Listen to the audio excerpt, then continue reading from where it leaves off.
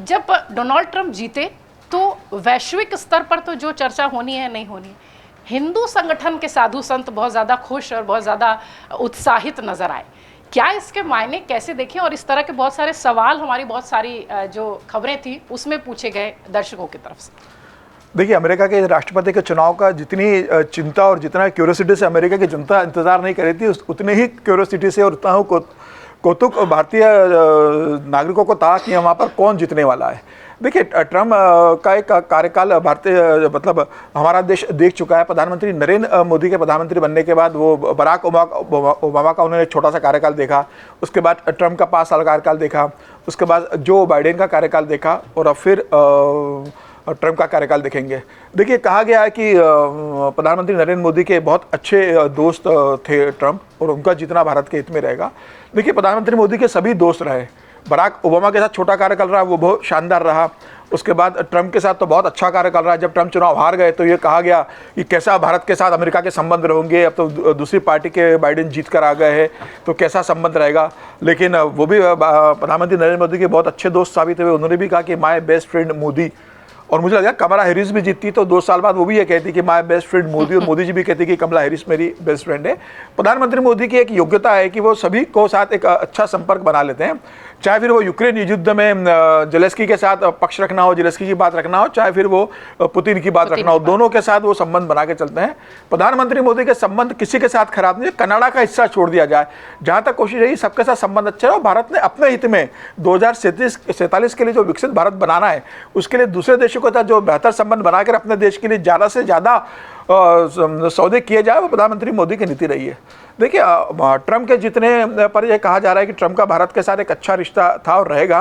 Trump की एक किताब है, ट्रम्प ने एक किताब लिखी है द आर्ट ऑफ डील, उस किताब का नाम ही है द आर्ट ऑफ डील।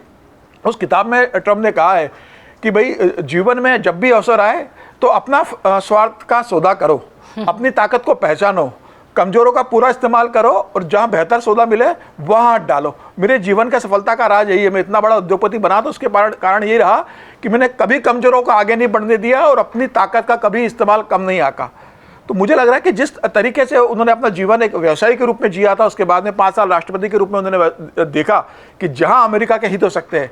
और देखिए, ट्रम्प तो आप कह रहे हैं कि अब पहला कार्यकाल तो उनका जो रहा था, अब ट्रम्प जानते हैं कि दूसरा कार्यकाल ही उनका आखिरी कार्यकाल है।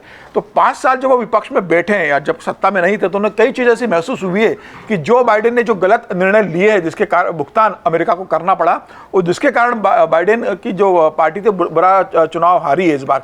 तो मुझे लग रहा है कि इस बार ट्रम्प का जो दूसरा कार्यकाल होगा वो बहुत पहले कार्यकाल से अलग होगा। मुझे लगता है वो बहुत ज़्यादा मैच्योर होंगे। पहले कार्यकाल में चंचल थे, जिद्दी थे, बिगड़ेले गुस्से स्वभाव था। इस बार मुझे लगता है वो ज़्यादा मैच्योर होंगे अमेरिका की दृष्टि से भी और दुनिया की दृष्टि से भी।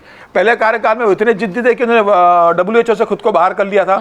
जिस पेरिस जलवायु समझौते को दुनिया ने माना था, प्रधानमंत्री मोदी तारीफ करते थे, वो उससे बाहर आ गए थे। नाटो देशों से कहते थे कि भाई हम सेना दे रहे हैं तो उसका खर्चा आप दो। तो वो इस तरह के थे। और भारत के साथ संबंध में उनके बहुत ऐसा नहीं रहा कि उन्होंने सब कुछ भारत के लिए अच्छा ही किया।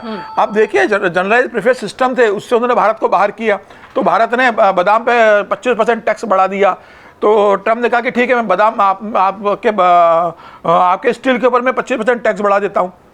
भारत से जाने वाली जब मोटरसाइकिल पर टैक्स नहीं लगता था, तो ट्रम्प ने कहा प्रधानमंत्री को फोन करके कि भाई, आपकी मोटरसाइकिल हमारे हिंदुस्तान में हमारे देश में आती है, हम आपसे टैक्स नहीं लेते, और आप हमारी जो मोटरसाइकिल हार्ले डेविडसन है दूसरी हिंदुस्तान में आ रही है, 100% टैक्स ले रहे हो, आप इमीडिएट कम करो। उसको टैक्स भी कराया उन्होंने।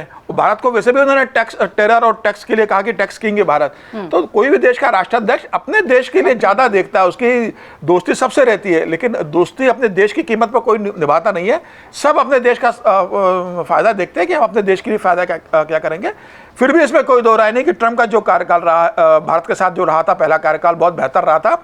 दूसरा कार्यकाल भी भारत के लिए बहुत अच्छा रहेगा, क्योंकि जिस तरीके से चीन का दबाव बाकी जगह बढ़ रहा था, अब ट्रम्प के आने से चीन के विस्तारवादी पर फिर लगाम लगेगी। और यह भी देखना दिलचस्प होगा कि कनाडा से जो भारत के संबंध इतने खराब हो चुके हैं, उसमें ट्रम्प क्या भूमिका निभाते हैं, कैसे भारत के संबंध कनाडा से बेहतर करते हैं, क्या मध्यस्थता का भूमिका निभाते हैं।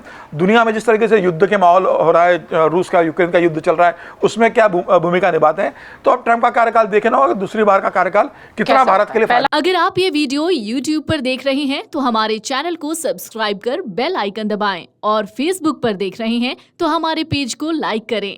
8 मिलियन प्लस सब्सक्राइबर, आपके इस भरोसे के लिए बहुत धन्यवाद।